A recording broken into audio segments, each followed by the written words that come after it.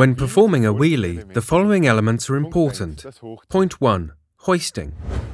Since the wheelie is performed by means of pedal pressure and the lifting of the handlebars, it is best to choose a middle gear. To pull up, I need to push my arms and shoulders towards the handlebars and then force my weight down onto the pedal. At this precise moment, I need to pull the handlebars and shift my weight backwards.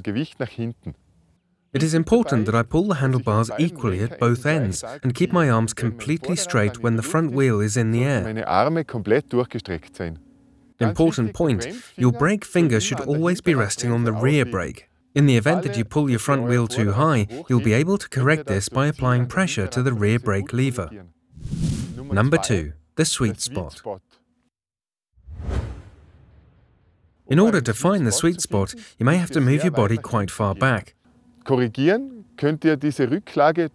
pedaling or braking, you'll be able to correct your position.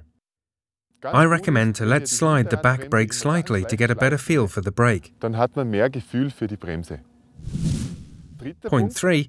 Holding the lateral balance. Using your legs and knees, you'll be able to find the perfect position to hold your lateral balance.